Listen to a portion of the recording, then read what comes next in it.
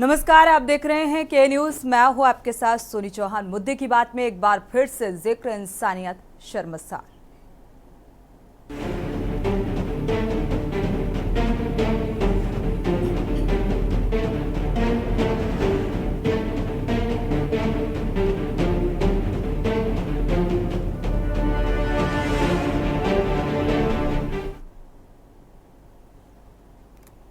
एक बार फिर से इंसानियत शर्मसार हुई है। गाजीपुर का ये मामला सामने आ रहा है। गाजीपुर थाने क्षेत्र के एक गांव की किशोरी 23 सितंबर को लापता हुई थी और उसके प्रेमी दिलीप कुमार पासवान ने साथियों के साथ राज उर्फ अनुकल्प मोनू कुमार मोदनवाल संग 25 सितंबर की रात गला दबाकर हत्या कर दी थी और हत्या के बाद कार में शव रखकर असनी गंगा नदी में फेंक आए थे। पुलिस तीनों आरोपियों को जेल भेजने के बाद शव बरामद कर लिया गया है। लखनऊ से एसडीआरएफ की टीम बुधवार को आई। रायबरेली सीमा की ओर से 25 किलोमीटर दूर तक शव की तलाश की गई। शव नदी की गहराई में बैठ गया था और आपको बता दें कि रायबरेली के गेगासू गंगा पुल से गंगा नदी में बोरे में भरकर ये शव फेंका गया था। फतेहपुर जिले के गाजीपुर थाना क्षेत्र की 17 वर्षीय युवती का शव 11 दिन बाद रायबरेली के सरेली थाना क्षेत्र की गेगासू पुलिस ने गंगा नदी से बरामद कर लिया। प्रेमी ने अपने दो दोस्तों के साथ मिलकर 26 सितंबर की रात रेप किया और इसके बाद जब घर जाने की जिद करने लगी तो तीनों ने मिलकर उसकी पहले बेरहमी से हत्या कर दी और एक बड़े बोरे में 2 बड़े बड़े पत्थर भरे और उसी में शव को भरा। कार में लेकर उसे रायबरेली जिले के गेगासू गंगा पुल पर पहुंचे, गंगा नदी में फेंक दिया और बोरे में बड़े बड़े पत्थर और फिर शव, ताकि शव ऊपर ना आ सके और किसी को दिखाई ना दे। लेकिन 11 दिन में गंगा नदी का जलस्तर कम हुआ तो हत्यारों की करतूत सामने आई। कि कब से गायब थी, क्या थी? ये हम नहीं बता सकते, हमको नहीं मालूम है। अच्छा, तो यहाँ आप लोग क्या करने आए थे? यहाँ हम आए थे थाने में ड्यूटी में रहे, हमको लिवा लाए, लिवा लाने के बाद बाडी हमको आए थे। अच्छा, बॉडी जो निकाला आप लोगों ने किस स्थिति की थी? पूरी गल गई थी। पूरी गल गई? पूरी गल गई थी, अभी भी हाथ बात मार रहे हैं। अच्छा, काहे में भरी थी? तो क्या झाल में। अच्छा, इसके अंदर क्या क्या मिला? 2 पत्थर है, एक ईंटा है, बाडी है। तो ये किसकी बॉडी, लड़की है कि? लड़की है। अच्छा, तो गायब थी? हाँ, गायब थी। तो हत्या करके फेंका गया?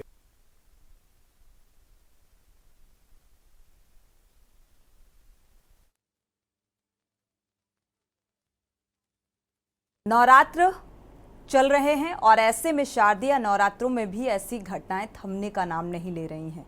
जो इंसानियत को शर्मसार कर देने वाली एक और घटना सामने आ रही है। हमारे साथ खास मेहमान जुड़ चुके हैं, आपका परिचय करा देते हैं और चर्चा की शुरुआत करते हैं। और संवाददाता भी रायबरेली से जुड़ चुके हैं, केशवानंद शुक्ला। डॉक्टर गणेश शंकर जी हैं, मनोचिकित्सक हैं। आपका बहुत बहुत स्वागत इस चर्चा में शामिल होने के लिए। ताहिरा हसन जी भी हैं, समाज सेविका हैं। आपका भी बहुत बहुत स्वागत इस चर्चा में जुड़ने के लिए, समय देने के लिए। आकाश राय हैं जो कि भारतीय जनता पार्टी के प्रवक्ता हैं। आपका भी बहुत बहुत स्वागत इस चर्चा में शामिल होने के लिए। अपडेट साझा करते हैं, केशवानंद शुक्ला का रुख कर लेते हैं। केशवानंद, इस पूरे मामले में अपडेट क्या कुछ निकलकर सामने आया? क्योंकि अब शव बरामद हुआ है, अब आगे क्या कार्रवाई और कार्रवाई कहां तक पहुंची? फतेहपुर जिले के गाजीपुर थाना क्षेत्र का है, जहां पे बताया जा रहा है कि ये कुछ युवकों के द्वारा जो है मित्रों के द्वारा मिल करके एक जो युवती है उसका सबसे पहले रेप किया जाता है और वो जब घर जाने की जिद करती है तब उसपे जो है हत्या कर दी जाती है और हत्या करके शव जो है बोरे में भर दिया जाता है और उस जो दोस्त होते हैं और आरोपी होता है वो रायबरेली जिले के जो गेंगासो घाट है वहां पर जो है बोरे में भर करके ईंटे पत्थर डाल करके गंगा घाट में उस शव को डाल देता है, जो कि शव आज 11 दिन बाद जो है मृतका का शव बरामद हुआ है। वहीं फतेहपुर की पुलिस ने मृतका के शव को कब्जे में लेकर के पोस्टमार्टम के लिए भेज दिया। वहीं आरोपियों की गिरफ्तारी भी कर ली है। बताया जा रहा है कि रेप के बाद जो है हत्या की गई है। हत्या करने के बाद जो है शव को गंगा घाट में डाला गया है, जिसका शव पुलिस ने बरामद किया है। वहीं लगातार इस पूरे मामले के जो आरोपी हैं उनको पुलिस ने गिरफ्तार किया है, लेकिन जो शव था कितने लोगों की गिरफ्तारी केशवानंद हो चुकी है? आरोपी व उनका जो मित्र है वो 4 पहिया से आए थे, बोरे में शव को भर करके गंगा नदी में फेंक दिया था। अब लगातार जिस प्रकार गंगा का जल स्तर है वो अब कम होता हुआ जिस प्रकार दिखा है, उसके बाद जो शव है उसकी बरामदगी की गई है। केशवानंद, क्या सारे आरोपी अब गिरफ्त में हैं? जी केशवानंद, क्या सारे आरोपी अब गिरफ्त में हैं?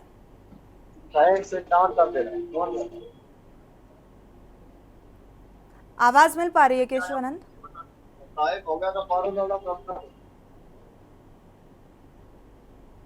चलिए, आवाज नहीं मिल पा रही है। वापस लौटेंगे और अपडेट साझा करेंगे। हमारे साथ भारतीय जनता पार्टी के प्रवक्ता हैं। चूंकि सरकार आपकी है तो शुरुआत आपसे चर्चा की कर लेते हैं। आपके राज्य में क्या हो रहा है? अपराधियों के जहन में खौफ नहीं बचा और देखा जाए तो लगातार आए दिन कोई ना कोई ऐसी घटना सामने आ रही है, क्यों?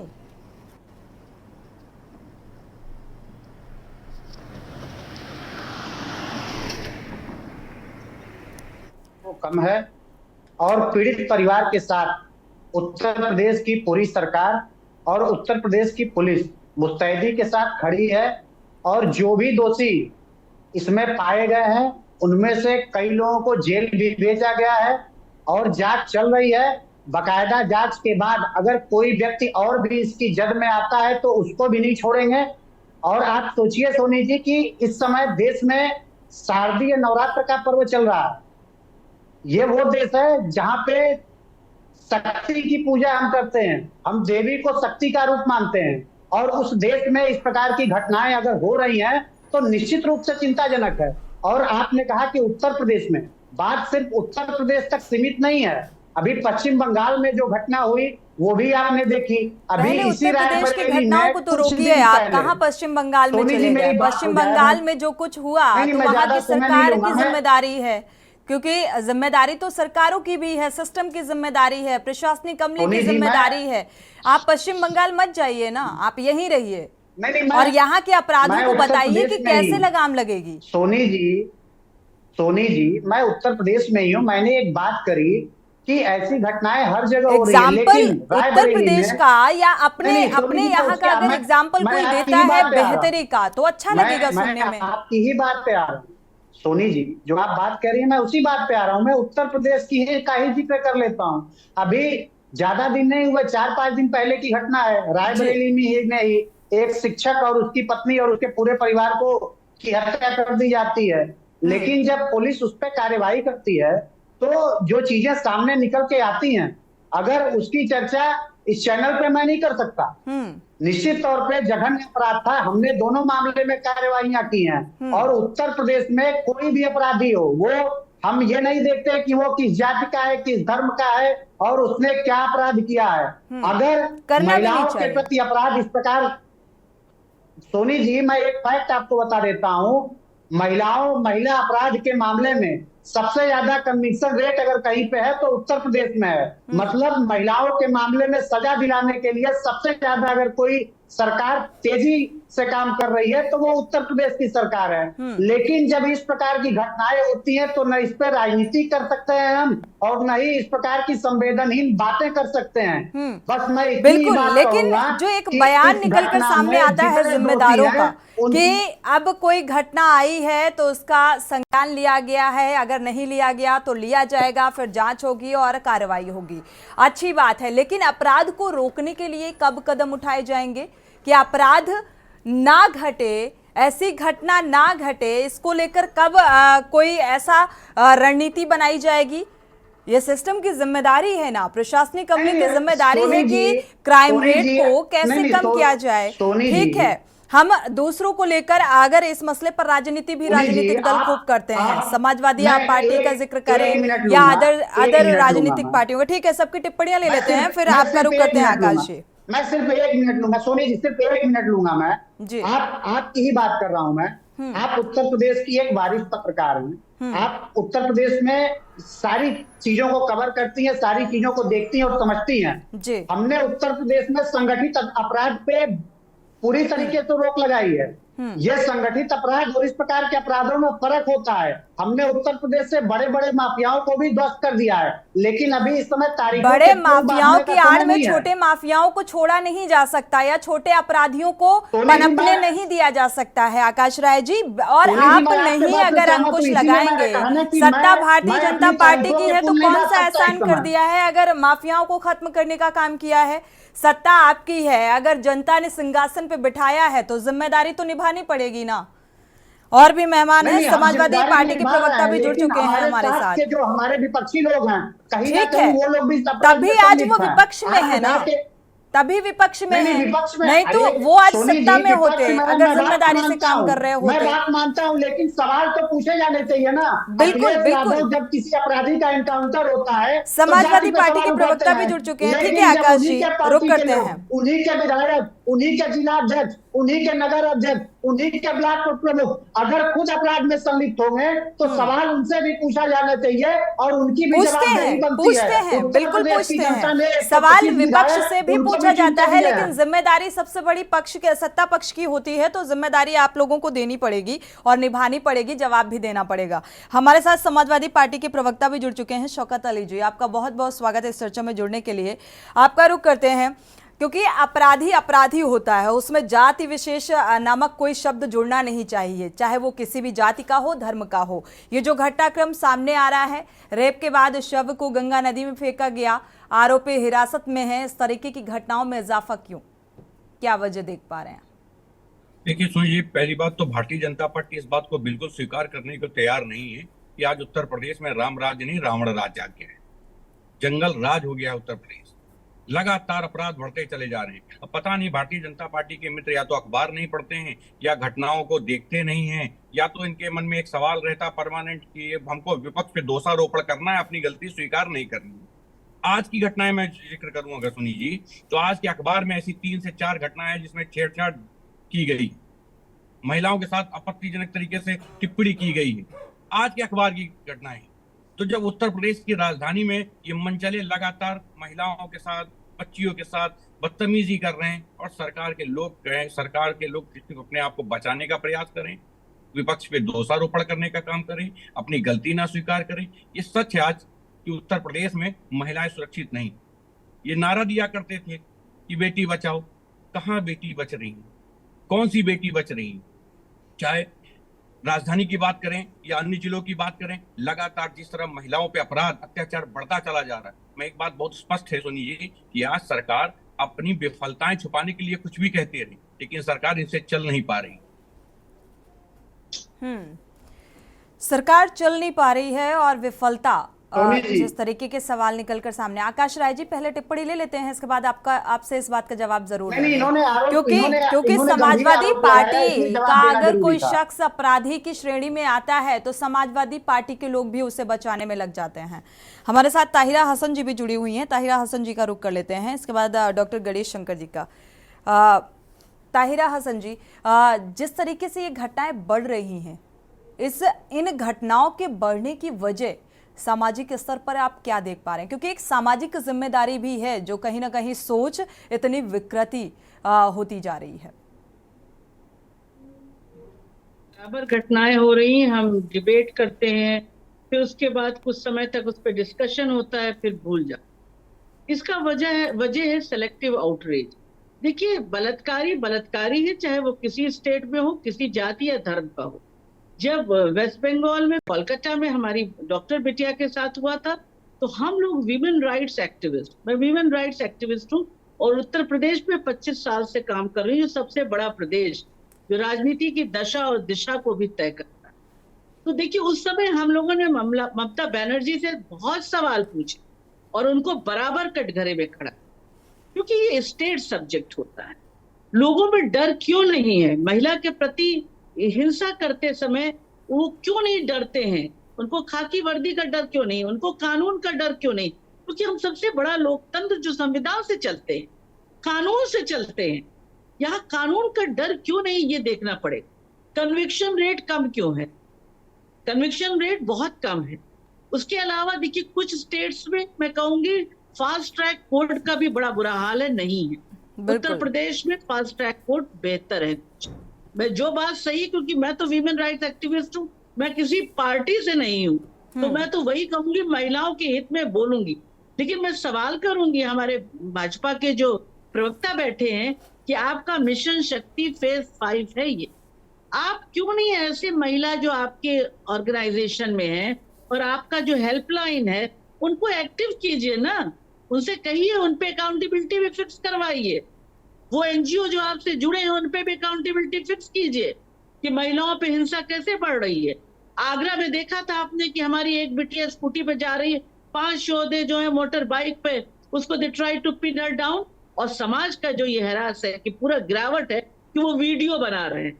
ये नहीं सोच रहे हैं कि इसमें हमारी बेटी, हमारी माँ, हमारी बहन भी हो सकती है। देखिए दोनों पहलू देखे जाएंगे। कानून का इम्प्लीमेंटेशन सरकार करती है, स्टेट करती है। स्टेट मिशनरी को ये देखना होगा कि कहाँ कहाँ ये कमियां हो रही हैं। या नेतागढ़ की तरफ से कभी कभी बयान आते हैं, जैसे हाथरस के टाइम में आया था कि ऐसी बिटियां गन्ना के खेत में पाई जाती हैं, अरहर के खेत में पाई जाती, तुरंत एक्शन होना चाहिए। क्योंकि निर्भया के बाद जस्टिस वर्मा कमेटी गठित हुई, ऐसे नहीं गठित कर दी थी कांग्रेस की सरकार ने, महिलाएं पुरुष सब सड़कों पे उतरे थे, तब गठित हुई थी, एक मजबूत कानून बना था। उसमें दिया है कि इस तरह के बयान, इस तरह की बातें, इसको भी कैटेगरी में लिया जाना चाहिए उसके क्राइम की। तो वहां पे देखिए जब एक्शन होगा, लोगों में डर पैदा होगा, कन्विक्शन रेट बढ़ेगा, तो अपने आप महिलाओं पे बढ़ती हुई हिंसा पर अंकुश लगेगा। और इसमें किसी एक सरकार की बात नहीं, कोई नहीं कह सकता कि मेरी कमीज उनकी कमीज से साफ। सभी सरकारों में महिलाओं के साथ हिंसा हुई है और उनके नेतागण चाहे किसी भी पार्टी के हों, इस तरह के बयान आए हैं। मुझे लगता है कि ये हाई टाइम है, अब इसको बेहतर किया जाना चाहिए।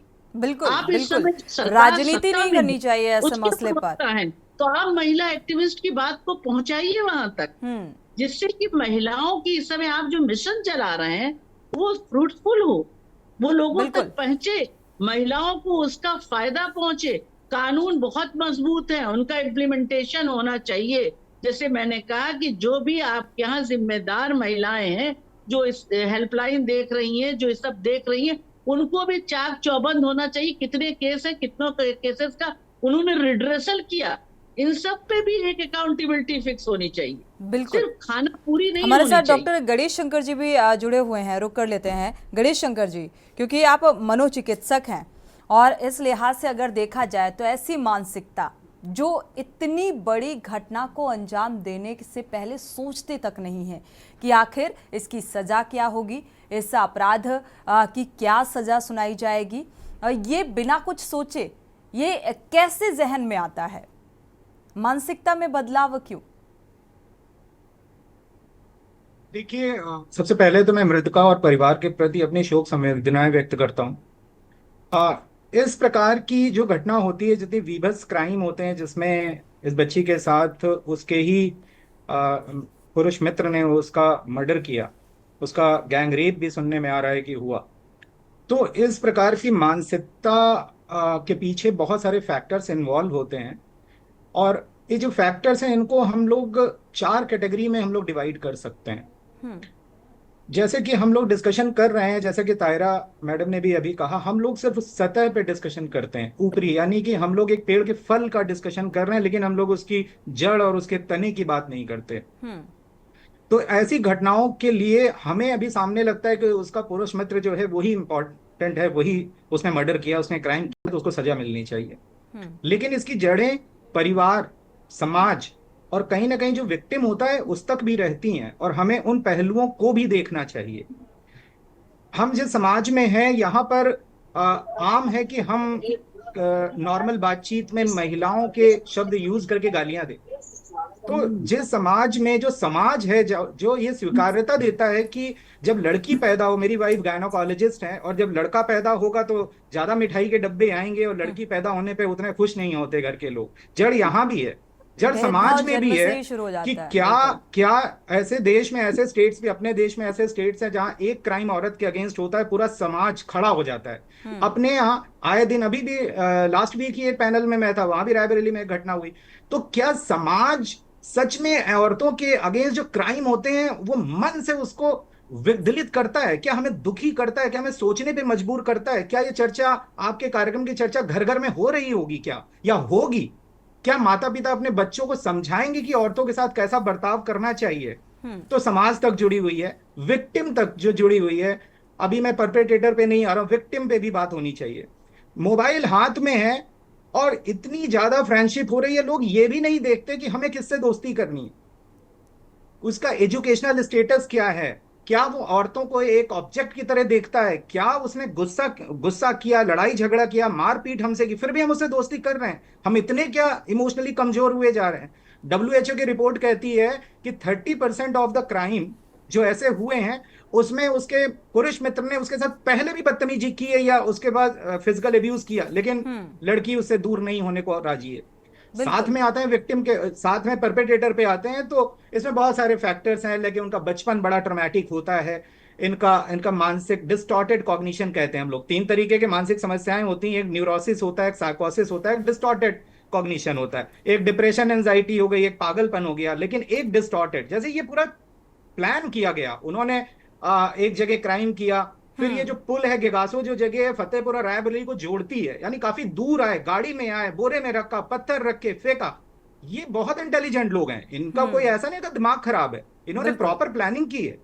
कड़ी से कड़ी सजा मिलनी चाहिए इनको। तो फैक्टर्स बहुत सारे हैं मैडम, इन सभी पे हमें गहन अध्ययन करना चाहिए। आकाश राय जी, अब आपसे इन सभी सवालों के जवाब भी ले लेते हैं। शौकत अली जी ने जो बातें कही थी उसके बाद आपने जवाब देने की कोशिश की थी, हालांकि टाइम नहीं था। फाइनल कमेंट आपका, कैसे लगा आपको ऐसे अपराध? अभी बड़ी बहन ताहिरा हसन जी जो बात कह रही थी, या डॉक्टर साहब जो बात कह रहे थे, मैं दोनों बातों से सहमत हूँ। और इन दोनों बातों से रिलेट करते हुए मैं समाजवादी पार्टी के नेता शौकत अली जी का जवाब देना चाहता हूँ। शौकत अली जी ने एक बात कही कि उत्तर प्रदेश में जंगल राज है। तो शौकत भाई, आप तो ये जानते होंगे ना कि जंगल राज क्या होता है। सत्ता द्वारा संरक्षित जब अपराध बढ़ते हैं ना, तो उसको जंगल राज कहा जाता है। जैसे आप लोगों ने उत्तर प्रदेश में मुख्तार अंसारी से लेकर अतीक अहमद जैसे लोगों को पाला, और तो और अभी जो बड़ी बहन आकाश राय जी, आप मतलब बातों को खींचने की बजाय मुझे लगता है एक सॉल्यूशन ये होना चाहिए, आपको इस बारे में जवाब देना चाहिए। जंगल राज स्थापित होने में ज़्यादा वक्त नहीं लगेगा। अगर ये आंकड़े अभी 2 दिन में, 1 दिन में इतने आ रहे हैं और अगर और ज़्यादा आने लग गए तो उसे जंगल राज ही कहा जाएगा। तो वो दिन दूर नहीं, अगर इसमें लगाम नहीं लगी तो जंगल राज ही स्थापित होने वाला है। मैं जो बात ताहिरा हसन जी कह रही थी, मैं उस पे आना चाह रहा था। उन्होंने कहा कि नेताओं के उलूल जुलूल बयान, क्या उत्तर प्रदेश के लोग भूल जाएंगे कि उत्तर प्रदेश के 3 बार के मुख्यमंत्री रहे और समाजवादी पार्टी के पूर्व दिवंगत नेता मुलायम सिंह यादव ने यह बयान दिया था कि लड़के हैं, लड़कों से गलती हो जाती है। जब इस प्रकार की आप बात बोलते हैं तो कहीं ना कहीं इन लड़कों को या इन अपराधियों को आप मनोबल बढ़ाते हैं और इसकी निंदा की जानी चाहिए। इसीलिए ताहिरा जी ने इस बात का जिक्र किया था। चलिए, समय इजाजत नहीं देता कि चर्चा को आगे बढ़ाएं। आप सभी मेहमानों का इस चर्चा में शामिल होने के लिए बहुत बहुत शुक्रिया। केशवानंद, आपका भी बहुत बहुत शुक्रिया जानकारी साझा करने के लिए। लेकिन जिस तरीके से ये घटनाएं सामने आ रही हैं, वाकई ये सोचने पर मजबूर कर रही हैं कि आखिर हमारा सिस्टम कैसा सिस्टम है कि ऐसे अपराधों पर अंकुश नहीं लगा पा रहा है। प्रशासनिक स्तर पर क्यों ठोस कानून होने के बावजूद भी ठोस कार्रवाई नहीं होती समय रहते, जिसके चलते अपराधियों के जहन में डर नहीं होता और वो एक नए अपराध को जन्म देते हैं। इसी के साथ बुलेटिन में इतना ही। आगे खबरों के लिए आप देखते रहिए के न्यूज़ इंडिया।